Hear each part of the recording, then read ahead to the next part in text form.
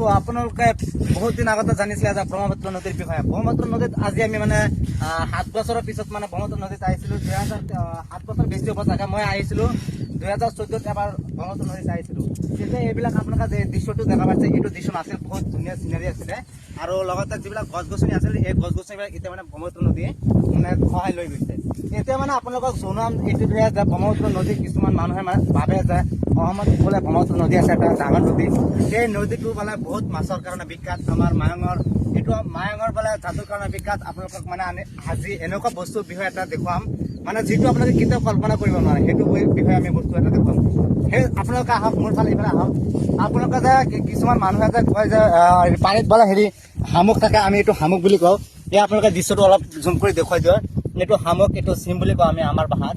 এইটো বহুত ডেঞ্জাৰাছ বস্তু। আমি হাতেৰে চুই দিছো, আপোনালোকে চাব, এইটো বহুত ডেঞ্জাৰাছ বস্তু। এইটো মানে দেখাত মানে বহুত ধুনীয়া। এতিয়া মানে পানীৰ পৰা উঠাই দিছো।